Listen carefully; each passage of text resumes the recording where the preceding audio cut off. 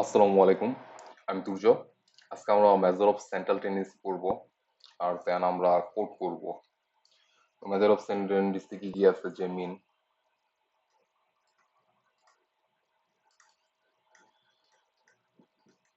Median, দেন mode. আচ্ছা, এখন হচ্ছে যে মিন কি, মিন হচ্ছে যে অ্যাভারেজ বা কর।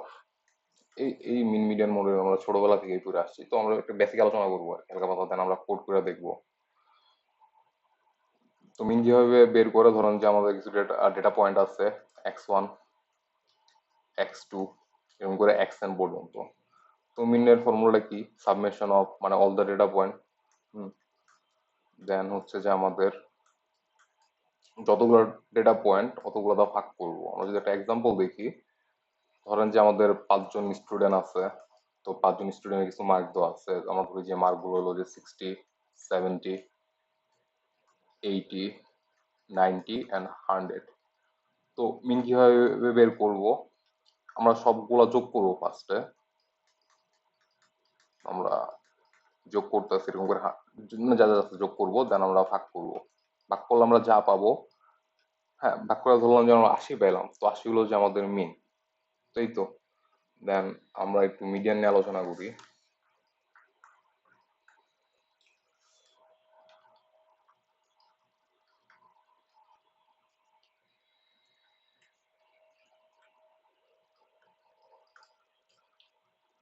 তো মিডিয়ান হচ্ছে যে আমাদের ডেটার মিডল ভ্যালু। আমাদের ধরেন কিছু ডেটা আছে, হুম, ওই ডেটাগুলো আমরা ফার্স্টে সর্ট করতে হবে। তো সর্ট কিভাবে করব, ছোট থেকে বড় আকারে সর্ট করব, দেন আমরা মিডল যে ভ্যালুটা পাবো ওটা হচ্ছে আমাদের মিডিয়ান। ধরি আমাদের কিছু ডেটা পয়েন্ট আছে, আমরা সর্টের ডেটা পয়েন্ট নিলাম, অ্যাসেন্ডিং অর্ডারে সর্ট করা, 35, 40 অ্যান্ড 50। তাহলে এটার মিডল ভ্যালু কত? যেহেতু এটা বিজোড় আছে, আমরা একটা ফর্মুলা জানি যে n+1 বা 2 তম মান। ছোটবেলায় পড়ছি আমরা 9-10-এ। তো n কত? n হলো 5। তাহলে 5 প্লাস 1 ভাগ 2, 3। তার মানে আমাদের এই ডেটা সেটের জন্য, মানে এই ডেটার জন্য আমাদের আসতে ছিল 35 মিডিয়ান।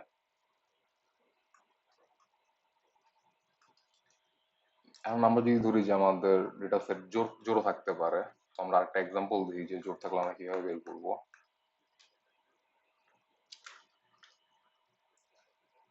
যদি আমার কিছু পয়েন্ট আছে যে 10, 12, 14, 16, 1, 2, 3, 4,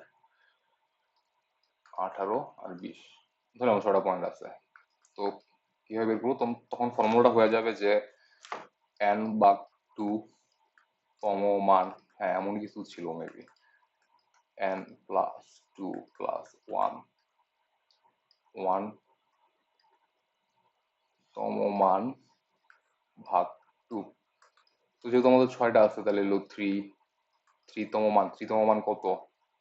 3তম মান আসতেছিল 14।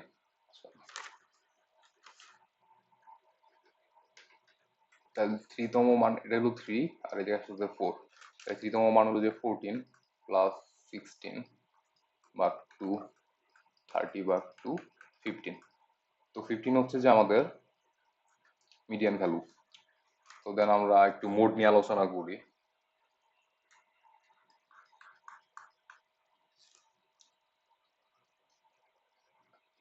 তো মোড হচ্ছে যে, বাংলা হলো যে প্রচুরক, প্রচুরক, হ্যাঁ প্রচুরক।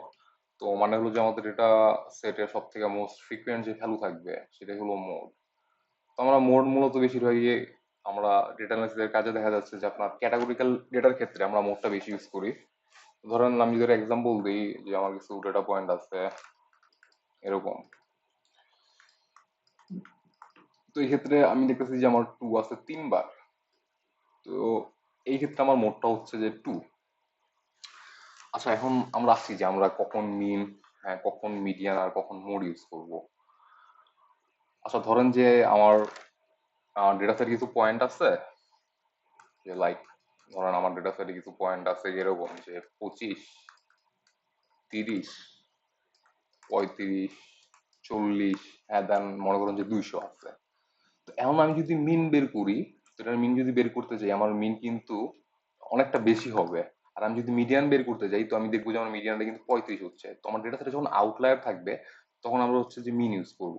সরি সরি, আমাদের ডেটা সেটে যখন আউটলায়ার থাকবে তখন আমরা মিডিয়ান ইউজ করব, আর যদি আউটলায়ার না থাকে তাহলে আমরা আসলে সেক্ষেত্রে মিন ইউজ করব। তো আবার আমাদের বিভিন্ন ভ্যালু থাকতে পারে, যে না আমার ডেটা সেটে নাল ভ্যালু থাকতে পারে। তো এই নাল ভ্যালু গুলো কিভাবে ফিল আপ করবো? তো এই নাল ভ্যালু গুলো ফিল আপ করার জন্য আমরা মিন ইউজ করতে পারি। মানে আমরা ডেটা দেখে ডিসিশন নিব যে আমরা কি দিয়া ফিল করব, মিন বা মিডিয়ান দিয়ে ফিল আপ করতে পারি। তাই তো। আচ্ছা, আমরা এখন কোড দেখি যে আমরা আসলে কিভাবে কোড কোড কইরা যে মিন মিডিয়ান মোড বের করতে পারি। আচ্ছা, আমরা কোডে চলে যাচ্ছি।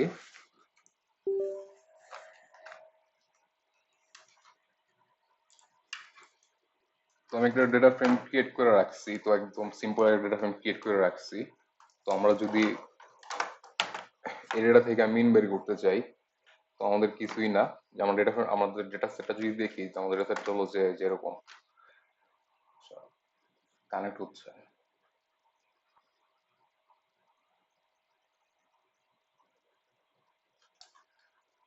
ফার্স্টে রান করতে হবে।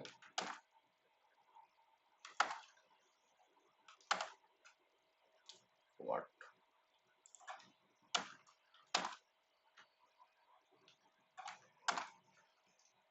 তো এটা হচ্ছে আমার ডেটা সেট। তো ম্যাথের কিছু মার্ক দেওয়া আছে, ফিজিক্সের কিছু মার্ক দেওয়া আছে, কেমিস্ট্রি কিছু মার্ক দেওয়া আছে। আমরা যদি মিন বের করতে চাই, তো আমরা ডিএফ লিখবো, দেন আমরা একটা মেথড কল করবো যে মিন। দেন দেখবো যে আমাদের সব মিন বের হয়ে গেছে, যে ম্যাথের মিন 80, ফিজিক্সের মিন 78, কেমিস্ট্রির মিন 83। আমি যদি আমরা মিডিয়ান বের করতে চাই, তো ডিএফ ডট মিডিয়ান লিখবো,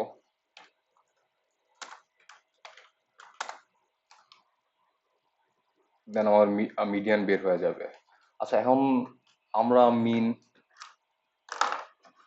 মিডিয়ান মানে কখন বের করবো, যে একটা ডেটা সেট আমি কিভাবে বুঝবো যে আমার মিন বের, মানে মিন আমার ডেটা সেট রিপ্রেজেন্ট, মিন আমার ফুল ডেটাকে রিপ্রেজেন্ট করতেছে না মিডিয়ান। ধরেন যে আমার ডেটা সেট একটা আউটলায়ার আছে, ধরলাম যে আমি একটা আউটলায়ার এই জায়গাতে দিলাম যে 200 দিলাম, 200, হ্যাঁ 200 দেওয়া যায়, 200 দিলাম। সবগুলো ফিক্স করতে দিব না, এই জায়গাতে 80 দিলাম,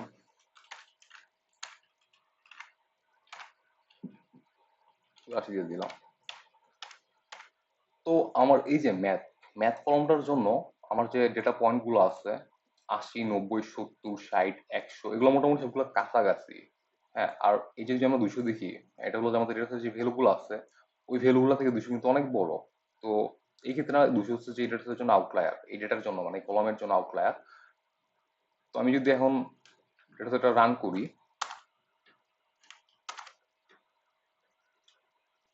then আমি যদি মিন বের করি, মিন চলে গেছে কততে, মিন চলে গেছে 100-তে। বাট আমি যদি মিডিয়ান বের করি, মিডিয়ান 85।